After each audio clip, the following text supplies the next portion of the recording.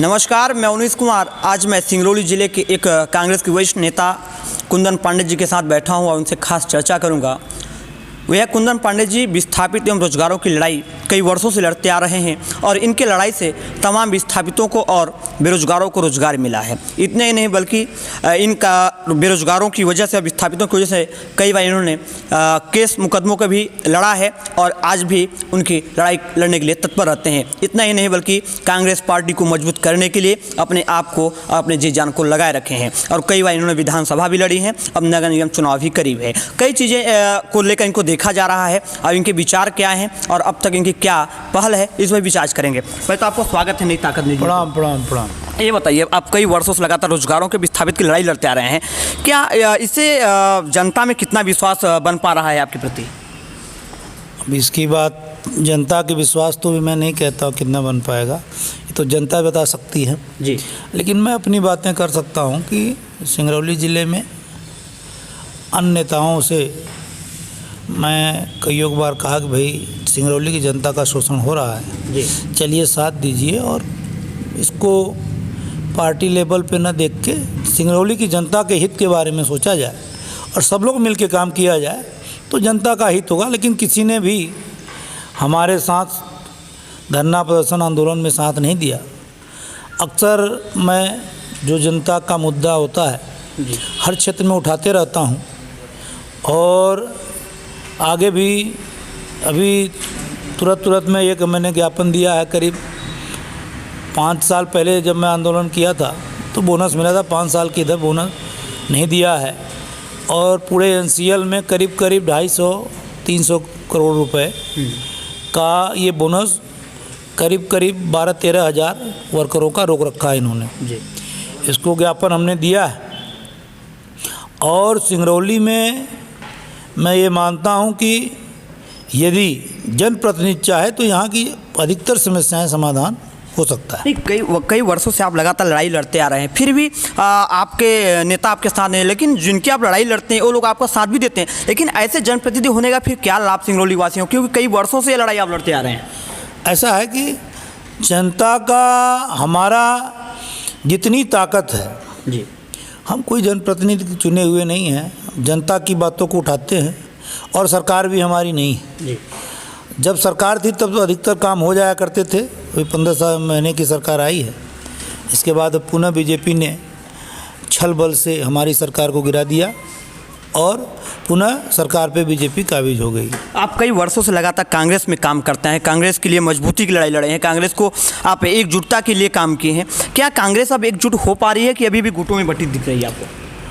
कांग्रेस एक बड़ा परिवार है जी, और बड़ा परिवार होने के नाते ये मैं कह रहा हूँ कि कांग्रेस जो गुटों में लोगों की ये धारणा है कि बटी हुई है, हाँ पहले कुछ कमियां रही होंगी, आज की डेट में कोई कमी नहीं है। कारण ये है कि हर जगह बड़ा परिवार, बड़ा घर होने के चलते हर घर का आदमी हर एक रूम में हर जगह नहीं पहुंच सकता, इसलिए हर जगह अपने अपने क्षेत्र में हर लोग काम कर रहे हैं और एक जुटता है। कांग्रेस इस बार जीत के चुनाव नगर निगम का रहेगी। जिस तरह से आपने कई बार विधानसभा चुनाव अपने लड़े हैं, विधानसभा के आपके पास अनुभव भी है, क्या नगर निगम आप लगातार जिस तरह नगर निगम के क्षेत्र में भी हैं और नगर निगम क्षेत्र में आपने कार्य किया है, चाहे बेरोजगारों की बात हो, विस्थापित की बात हो, तो क्या अगर पार्टी आपको टिकट देती है तो क्या आप दमखम के साथ मैदान में उतरेंगे? ज़रूर, यदि पार्टी टिकट देती है तो हम अपनी जनता के हित के लिए पूरी ताकत से चुनाव मैदान में उतरेंगे और चुनाव लड़ेंगे। और यदि पार्टी टिकट मुझे नहीं देती जी, जिस भी प्रत्याशी को टिकट देगी उसके साथ हम तन मन धन के साथ कांग्रेस से जिताने के लिए कोशिश करेंगे। और एक बात और बता दूं कि पार्टी में आज के डेट में विरोधाभास जो भी टिकट मांग रहे हैं सबका अधिकार है मांगे जी। और टिकट मांगने के बाद हम सभी उन प्रत्याशियों से निवेदन करेंगे कि वो आपसी विरोध न करें, जिससे फ़ायदा बीजेपी को होता है। देखिए, आपने एक बात तो सही कहा कि विरोधाभास या फिर जो लोग विरोध करते हैं। मैं पूछना चाहता हूं कि नगर निगम क्षेत्र में 5 साल तक भाजपा की मेयर रही, इसके बाद अभी तक 1 साल तक प्रशासन ने चलाई, क्या इनके विकास कार्यों से आपको लगता है कि आम पब्लिक को लाभ पहुंच पाया है? एकदम नहीं, एकदम नहीं, एकदम संतुष्ट नहीं है हम। और न यहाँ की सिंगरौली की जनता संतुष्ट है, क्योंकि विकास जितना पैसा यहाँ नगर निगम में है उस आधार पर विकास हमारे हिसाब से मात्र 10 या 5% हुआ है।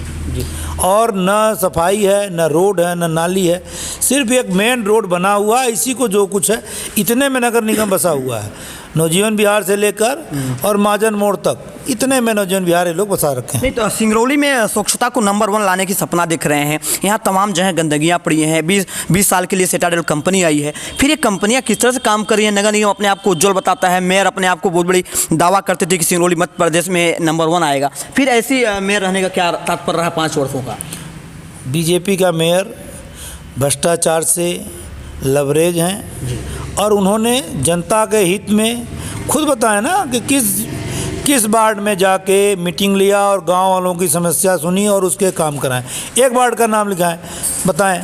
कहीं कुछ नहीं। नवजीवन विहार से लेके महाजन मोड़ तक ही इनका मेन रोड है, यही नगर निगम है। इसी में लाइट लग जाएगा, इसी में झाड़ू लग जाएगा, इसी में नाली, इसी में सब कुछ, इसी में एक नंबर ये लाने में कोशिश करते हैं। यहीं पे इनका पूरा नगर निगम बसा हुआ है। चलिए एक सवाल लास्ट और है कि समान वर्ग है, इस बार आरक्षण मुक्त हुआ है नगर निगम का चुनाव जो है। इस नज़र से आप अगर कहें तो समान वर्ग में आप भी एक कहीं ना कहीं एक दावेदार कहे जा रहे हैं, एक प्रत्याशी लगभग चेहरा उभर कर आ रहा है। क्या आप भी अपने तरह से तैयारियाँ कर रहे हैं, किसी पार्टी के पर आप निर्भर हैं? नहीं, पार्टी के टिकट के बाद ही चुनाव लड़ेंगे, लेकिन तैयारी तो चल रही है। तैयारी में कोई कमी नहीं है।